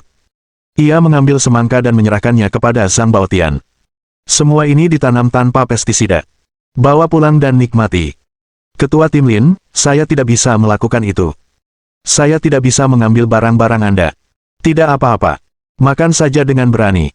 Tidak akan ada yang mengejarmu. Kalau terjadi apa-apa, aku yang akan bertanggung jawab. Zhang Baotian tersenyum jujur dan tidak bersikap sopan terhadap Lin Yi. Jika dia terus-menerus membantah, dia akan tampak sok. Kalau begitu aku akan pergi. Hubungi aku kalau kamu butuh sesuatu. Oke. Setelah bertukar beberapa kata lagi dengan Lin Yi, Zhang Baotian masuk ke mobil dan pergi. Namun, ia tidak pergi terlalu jauh. Ia malah mengemudikan mobilnya ke sebuah gang kecil. Ini karena kepala suku sudah memberitahu bahwa ia mungkin akan menghadapi masalah kapan saja, jadi ia harus tinggal dan membantu Lin Yi mengatasinya. Namun, Lin Yi tidak tahu tentang ini. Setelah memarkir mobil, Lin Yi menurunkan buah-buahan dari mobil dan secara resmi membuka usaha. Kemunculan Lin Yi langsung menyebabkan keributan di jalan Wang Fujing. Pemuda tampan seperti itu berjualan buah. Mungkinkah ini cuma gimmick yang dibuat para selebritas internet untuk mendapatkan popularitas? Bab 1238. Jika Anda tidak membayar, Anda mungkin tidak dapat pergi. Lin Yi sudah terbiasa dengan penonton. Hal yang sama terjadi ketika ia mendirikan kiosnya di kelas 1 Tangchen. Beberapa wanita muda yang sudah dewasa mungkin akan datang untuk menanyakan nomor teleponnya dan mengatakan bahwa mereka ingin berinteraksi fisik dengannya secara berbayar. Sesuai dugaan Lin Yi, semakin banyak orang mengerumuninya setelah ia mendirikan kios. Dari orang tua hingga mereka yang baru belajar berjalan, semua berkumpul di sekitar kios buah. Tidak seorang pun peduli mengapa seseorang mendirikan kios di tempat seperti Jalan Wang Fujing. Mereka hanya ingin tahu bagaimana cara menghubungi adik laki-laki yang tampan ini. Kakak penjual buah itu tampan sekali. Orang yang berbicara adalah seorang wanita muda berusia 20-an, mengenakan celana pendek denim dan sepatu Yeezy abu-abu yang sedang trendy. Apa gunanya tampan? Dia cuma penjual buah. Uang yang dia hasilkan sebulan bahkan gak cukup buat beli sepatu. Orang yang berbicara itu berdiri di samping gadis itu. Dilihat dari gaya rambutnya, jelas terlihat bahwa ia menata rambutnya dengan sangat teliti. Ia mengenakan kalung dengan bulu-bulu perak di lehernya, dipadukan dengan celana kargo hijau. Soal selera mode, mereka berdua sangat serasi. Jelas sekali mereka adalah pasangan. Mereka berdua seharusnya cukup kaya. Lagi pula, Yeezy di bawah kaki gadis itu harganya lebih dari 5.000 yuan. Orang biasa tidak mampu mengenakannya. Maksudku, dia memang tampan. Dia bahkan lebih tampan daripada selebritas populer itu. Akan kukatakan lagi. Tampan saja tak ada gunanya. Kau harus kaya, kata pemuda itu dengan nada meremehkan. Lihatlah pewaris generasi kedua yang kaya itu. Mereka bahkan tidak secantik aku, tapi mereka dikelilingi banyak wanita. Inilah daya tarik uang. Gadis muda itu tersenyum seolah-olah dia setuju dengan pacarnya. Kau benar, tapi menurutku buahnya terlihat bagus. Aku ingin membelinya kembali untuk makan malam. Tentu saja. Buah-buahan itu memang cukup menggugah selera. Ayo kita beli. Aku sudah lama tidak makan leci. Mereka berdua berjalan beriringan. Pemuda itu melirik kios Lin Yi dan dengan santai mengambil buah leci warna-warni untuk dicicipi. Seketika, matanya berbinar. Kak, berapa harga lecimu? Beri aku 5 pound. Karena pacarnya suka memakannya, tentu saja dia harus membeli lebih banyak. Melihat pelanggan itu begitu murah hati, Lin Yi tidak membantahnya soal hal kecil, yakni dia mencicipi hasil bumi itu. 3.000 yuan untuk 500 gram, jadi total 5 pound adalah 15.000 yuan. Pindai saja kode kernya. Mendengar harga yang ditawarkan Lin Yi, mereka berdua tercengang. Bahkan orang-orang yang ada di sekitar pun tercengang dan tidak dapat berkata-kata. Buah jenis apa yang bisa dijual seharga 3.000 yuan seharga 500 gram? Sekalipun dia ingin merampok, dia tidak seharusnya melakukannya secara terang-terangan, kan? Apa katamu, 3.000 yuan untuk 500 gram? Pada saat ini, bukan saja pemuda itu marah, bahkan ekspresi pacarnya pun tidak menyenangkan. Orang ini benar-benar keterlaluan. Apa dia pikir hanya karena tampan, dia bisa menjual buah dengan harga selangit? Pada saat yang sama, Zhang Baotian, yang tidak jauh, juga melihat situasi Lin Yi. Namun, dia tidak berniat membantu. Ini hanya masalah kecil. Lin Yi bisa dengan mudah menyelesaikannya dengan kemampuannya sendiri. Dia mungkin tidak membutuhkan bantuannya. Jika Lin Yi tidak berhati-hati dan menarik perhatian departemen terkait, maka Zhang Baotian akan turun tangan untuk membantu. Kamu tidak salah dengar. Harganya 3.000 yuan untuk 500 gram. Kamu juga sudah mencicipinya. Orang-orang yang sudah memakannya bilang harganya sepadan, kata Lin Yi. Nak, kau bercanda. Beraninya kau menjual buah jelek ini seharga 3.000 yuan seharga 500 gram. Apa yang kau bicarakan? Bukankah kau baru saja bilang buah ini enak? Sekarang kau bilang buah ini jelek. Saya pikir kamu mencoba menipu kami. Harganya jelas. Apa maksudmu dengan harga yang jelas? Mana label harganya? Tanya pemuda itu dengan marah. Kamu naikin harga karena aku makan satu duluan. Kamu mau tipu aku? Lin Yi menggaruk kepalanya tanpa bisa berkata-kata. Kalau kamu tidak mampu, bilang saja. Aku tidak memaksamu untuk membelinya, tapi kamu makan leci. Harganya sekitar 100 yuan. Kalau kamu tidak mampu 5 kati, setidaknya bayar aku untuk apa yang kamu makan. Lin Yi bukan orang yang picik. Dia tidak akan peduli dengan buah leci biasa. Akan tetapi, dia tidak menyukai orang tersebut, jadi dia memutuskan untuk bersikap penuh perhitungan. Pemuda itu tersenyum meremehkan dan menatap Lin Yi dengan pandangan meremehkan. Bagaimana jika saya tidak ingin membayar? Lin Yi mengangkat bahu. Kalau begitu, kau mungkin tidak bisa pergi begitu saja. Wah, aku nggak ngangka kamu segampang itu. Kamu juga nggak kedengaran kayak orang Yanjing, tapi kamu harus paham kalau di sini kamu nggak cocok jadi bos. Saya jualan buah di sini, jadi saya punya banyak waktu. Coba saja kalau nggak percaya. Apakah kamu mengancamku? Pemuda itu tersenyum pada Lin Yi. Aku tidak punya banyak waktu luang. Aku hanya menyampaikan fakta. Setelah makan, wajar saja kalau kita harus membayar. Kamu kan sudah dewasa, jadi jangan bilang kamu tidak mengerti logika ini. Tentu saja aku mengerti, dan kalau kau menjualnya dengan harga beberapa ratus yuan seharga 500 gram, aku akan menerimanya. Tapi, setelah aku mencicipinya, kau langsung mematok harga 3.000 yuan. Tidakkah kau pikir tindakanmu itu agak tidak tahu malu? Kurasa tidak, karena aku selalu menjualnya dengan harga ini, dan aku punya banyak pelanggan tetap.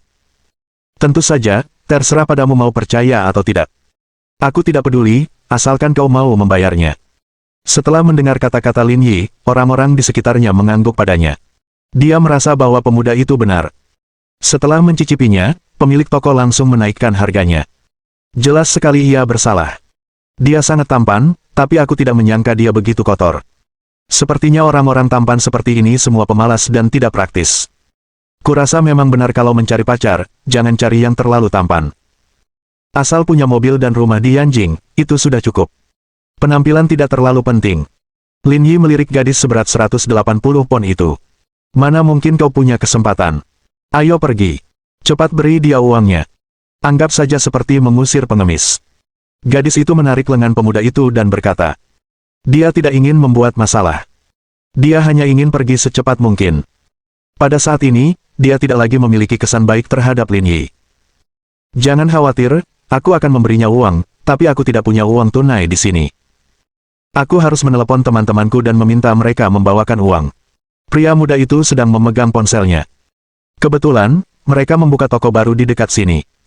1:11, telepon saja dan akan datang beberapa menit lagi.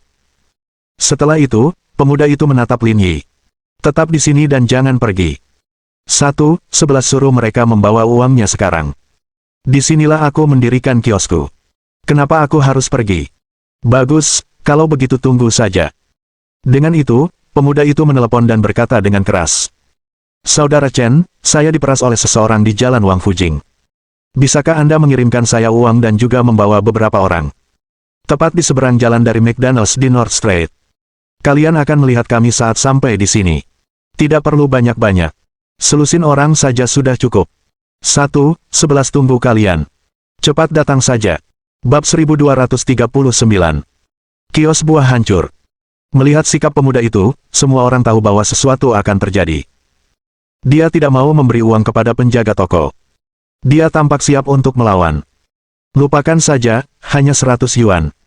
Wanita muda itu menarik pacarnya dan berkata, Saudara Chen mengelola dojo taekwondo.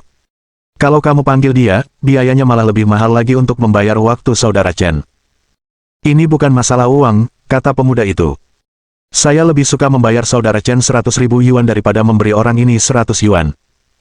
Bagus sekali, begitulah seharusnya orang Yanjing. Dia lebih suka menghajar orang lain daripada membiarkan orang asing menindasnya, teriak para penonton. Semuanya, jangan gelisah.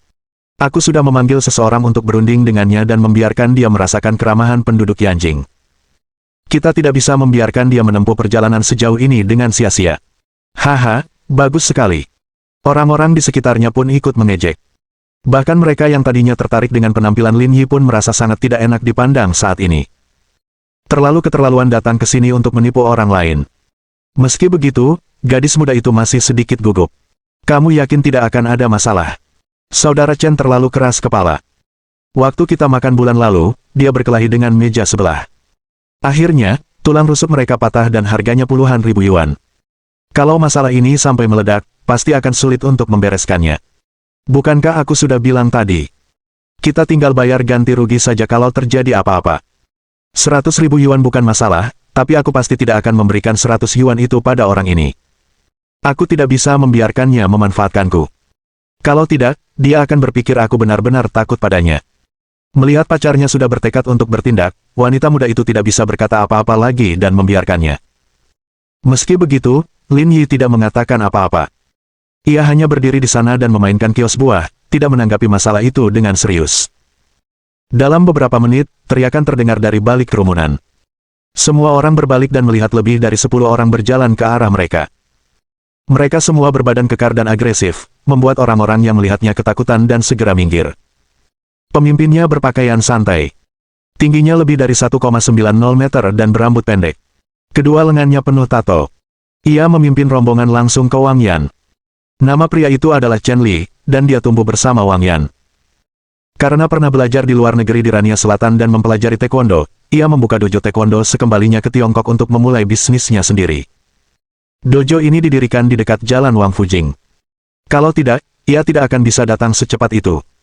Kakak Chen, kamu di sini. Chen Li melirik Lin Yi, apakah dia yang memerasmu? Benar. Aku mencicipi lecinya dan dia meminta 100 yuan. Apa kau tidak berpikir itu penipuan? Sial. Chen Li tersenyum pada Lin Yi, nak, kamu cukup menarik. Bagaimana kamu bisa melakukan hal seperti itu? Kamu tahu tempat seperti apa ini? Aku sudah bilang padanya kalau buah-buahan harganya 3.000 yuan untuk 500 gram. Leci harganya 100 yuan. Aku tidak memerasnya. Saya sudah hidup bertahun-tahun, tapi saya belum pernah melihat buah yang dijual seharga 3.000 yuan untuk 500 gram. Itu karena kamu kurang informasi. Buah-buahan ini selalu tersedia di Zonghai. Alis Chen Li berkerut dan ada sedikit kemarahan di wajahnya. Apa maksudmu? Apakah menurutmu Yanjing lebih rendah dari Zonghai? Untuk waktu yang lama, ini merupakan topik yang sangat sensitif. Tidak ada pihak yang mau mengalah, dan keduanya ingin menekan pihak lain dengan tegas. Apa yang diucapkan orang asing itu tidak hanya membuat Chen Li marah, tetapi juga warga Yanjing di sekitarnya. Aku hanya mengatakan yang sebenarnya. Aku tidak peduli apa yang kau pikirkan, kata Lin Yi. Bukankah dia memintamu membawa uang? Uang tunai atau kode QR? Chen Li meletakkan tangannya di pinggangnya dan tertawa. Saudara-saudara, anak ini tidak hanya memeras orang lain, tetapi dia juga mengatakan bahwa Yanjing lebih rendah daripada Zonghai. Menurut kalian, apa yang harus kita lakukan? Haha. Sekitar selusin orang yang dibawa Chen Li semuanya tertawa terbahak-bahak. Saudara Chen, mereka sudah memberi kita harga. Kalau kita masih tidak membayar, kita yang akan menanggung akibatnya. Tidak ada yang salah dengan apa yang kamu katakan, haha. Chen Li berjalan ke arah Lin Yi dan melirik buah-buahan di kios. Apakah leci ini dijual seharga 3.000 yuan untuk 500 gram? Suara mendesing. Chen Li tidak mengatakan apa-apa dan menendang kotak berisi leci ke tanah. Bahkan setelah itu, ia masih belum puas. Anggur dan apel di sampingnya pun tak luput karena semuanya ditendangnya. Buah-buahan berserakan di tanah. Mustahil untuk dijual lagi. Chen Li menatap Lin Yi dan berkata dengan kurang ajar. Apakah kamu puas dengan apa yang telah kulakukan? Apakah kamu masih mau meminta uangku? Lin Yi tidak marah, malah tersenyum. Kamu bertindak terlalu jauh. Chen Li mengangkat bahu. Kalaupun aku keterlaluan, apa yang bisa kau lakukan padaku? Cek, cek, cek. Kau kelihatan tidak senang. Kalau tidak senang, kau boleh datang dan menghajarku. Benar. Kau harus ingat, ini Yanjing. Kau harus rendah hati seperti naga dan bijaksana seperti harimau. Kau, orang luar, datang ke sini hanya untuk pamer tanpa mempertimbangkan identitasmu sendiri. Haha. Orang-orang di sekitarnya tertawa dan menunjuk Lin Yi. Jelas sekali dia menindas yang lemah dan takut pada yang kuat. Dia pikir pemuda itu mudah ditindas, jadi dia meminta harga yang selangit. Tapi sekarang, karena ada yang merusak kios buahnya, dia bahkan tidak berani kentut. Sungguh menyebalkan. Wang Yan, yang berdiri di samping, juga tertawa. Ying kecil, kau lihat itu. Orang seperti dia perlu diberi pelajaran. Jelas sekali dia menindas yang lemah dan takut pada yang kuat. Bayangkan aku tadi merasa dia tampan dan ingin meningkatkan bisnisnya. Aku tidak menyangka dia ternyata idiot. Oleh karena itu, lebih baik mengabaikan masalah-masalah yang tidak menentu seperti itu di masa depan. Saudara Chen, masalah ini sudah selesai. Ayo kita pergi juga. Undang saudara-saudara ini keluar malam ini. Saya akan menyiapkan meja untuk kita minum-minum, kata Wang Yan. Ini masalah sepele. Buat apa minum? Kembali saja ke urusanmu sendiri. Kita juga harus kembali ke klub. Kalau begitu, aku tidak akan berdiri dalam upacara denganmu. Kenapa kamu begitu sopan? Kita sudah saling kenal bertahun-tahun. Dengan itu, Chen Li memanggil yang lainnya. Dia cuma orang tak berguna. Abaikan saja dia. Ayo kita kembali dan lanjutkan latihan. Tentu saja.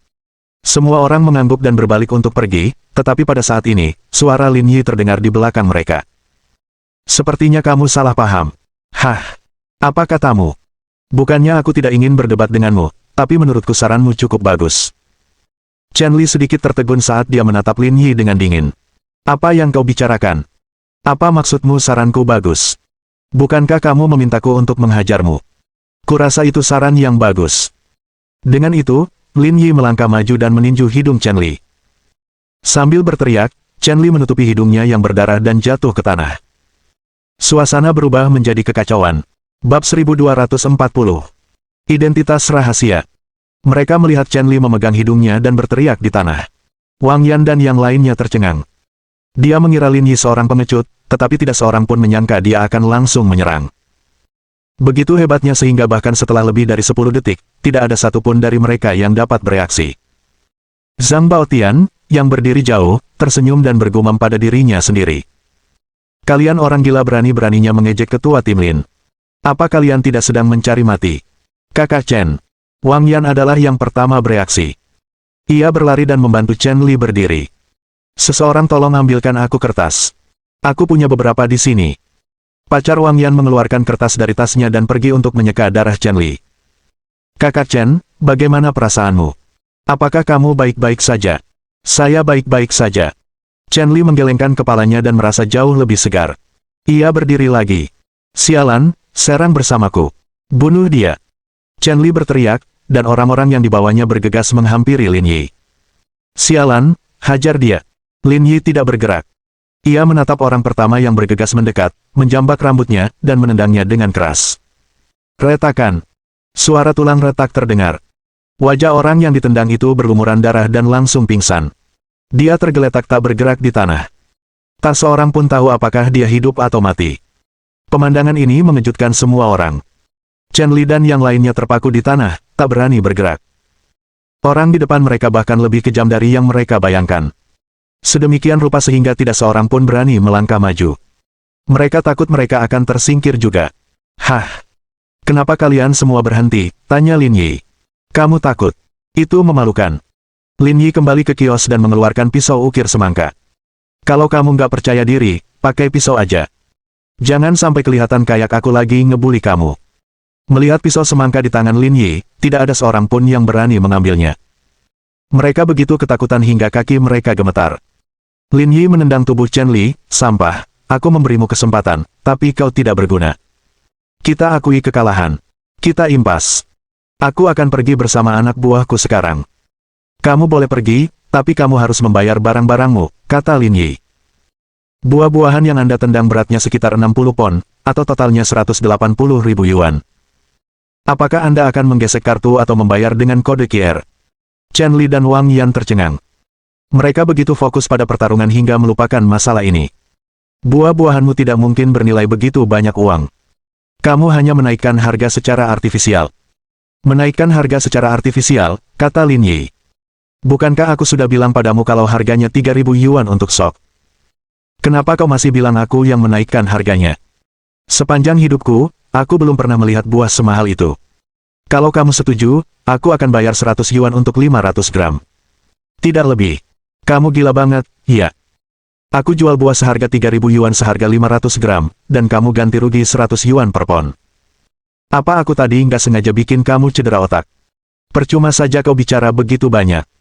Kau hanya ingin menipu orang lain, kata Chen Li sambil menunjuk Lin Yi.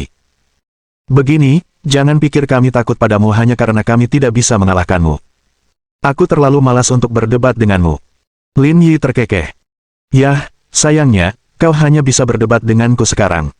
Apakah aku harus menelepon polisi agar kamu mundur? Sepertinya kau menahan diri untuk beberapa saat, jadi kupikir kau mungkin punya jurus khusus, tapi ternyata kau hanya berpikir untuk melaporkanku ke polisi. Jangan ngomong yang gak berguna. Biar ku beritahu, ini masyarakat yang taat hukum. Kamu gak cuma pernah nyerang orang, tapi juga pernah mencoba memeras. Itu sudah cukup untuk membuatmu dihukum. Saya tidak ingin terlibat dalam masalah itu, tapi kalau menyangkut harga 180.000 yuan untuk buah itu, Anda tidak akan bisa lolos tanpa membayar. Chen Li pun kehilangan kesabarannya. Ia menutup hidungnya dan berdiri di samping, takut Lin Yi akan datang dan memukulnya lagi. Kalau begitu, aku harus bilang dengan jelas, aku tidak bisa memberimu uang sebanyak itu. Aku hanya punya 6.000 yuan. Terima saja. Kalau kamu menunggu lebih lama lagi, kamu bahkan tidak akan menerima 6.000 yuan. Kalau begitu, sebaiknya kamu segera menelepon polisi dan meminta mereka memberiku keadilan. Hehe, apa kau benar-benar berpikir polisi akan membantumu? Kau pikir kau benar saat memeras orang lain, kata Chen Li. Jika Anda memperhitungkan penyerangannya, Anda pasti akan dihukum. Lin Yi memberi isyarat agar dia melanjutkan. Jangan buang-buang waktu, telepon saja. Chen Li mengangkat teleponnya dan menghubungi 110. Halo, saya ingin menelepon polisi. Di persimpangan Jalan Beizi dan Jalan Wang Fujing, ada penipu yang menjual buah-buahan. Ia mengaku buah-buahannya seharga 3.000 yuan untuk 500 gram. Ia meminta 180.000 yuan, tetapi saya tidak memberikannya. Ia bahkan memukul seseorang. Orang yang terluka itu kini berlumuran darah. Situasinya sangat berbahaya. Oke. Kamu akan melihat kami saat kamu sampai di sini. Setelah menelepon polisi, Chen Li menutup telepon dan Wang Yan datang. Saudara Chen, apa kata polisi? Dia bilang dia akan segera sampai di sana, kata Chen Li. Mereka mungkin dari cabang terdekat. Kurang dari 3 kilometer jauhnya. Mereka akan sampai dalam beberapa menit. Apakah mereka akan menanggapi masalah ini dengan serius? Tentu saja, di telepon, mereka terdengar sangat marah, kata Chen Li. Lagi pula, tempat macam apa Jalan Wang Fujing itu? Ini pusat bisnis di kota Yanjing. Kalau kau membuat masalah di tempat seperti itu, konsekuensinya akan sangat berat. Pasti akan ditindak tegas.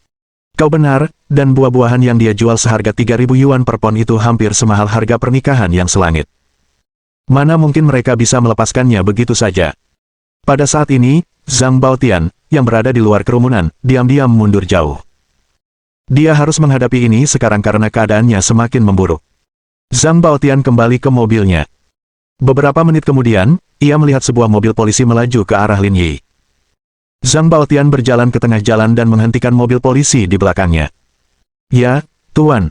Apakah kalian datang untuk menangani pertarungan tadi? Benar. Kalau tidak ada yang penting, jangan hentikan mobil polisi, kata orang yang duduk di kursi penumpang. Aku punya sesuatu untuk diceritakan kepadamu. Para petugas polisi di dalam mobil tercengang. Jangan main-main. Kau mengganggu urusan resmi. Ini kejahatan.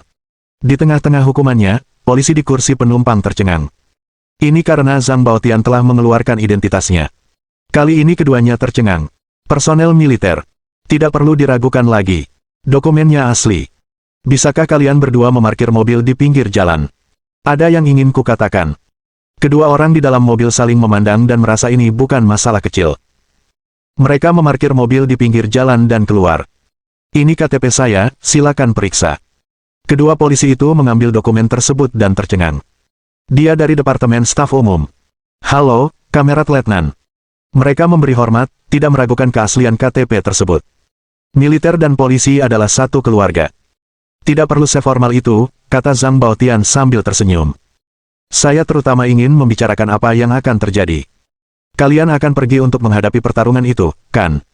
Ada yang melaporkan kalau penjual buah itu tidak hanya memeras orang lain, tapi juga melakukan penyerangan.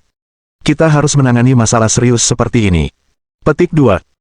Mohon dukungan dari omom ante-ante sekalian, buat subscribe atau sharekan novel Mimin ke Facebook kalian, agar channel Mimin bisa terus berkembang.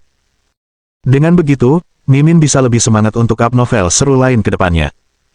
Buat teman-teman yang sudah subscribe dan sharekan novel Mimin, Mimin ucapkan terima kasih sebanyak-banyaknya.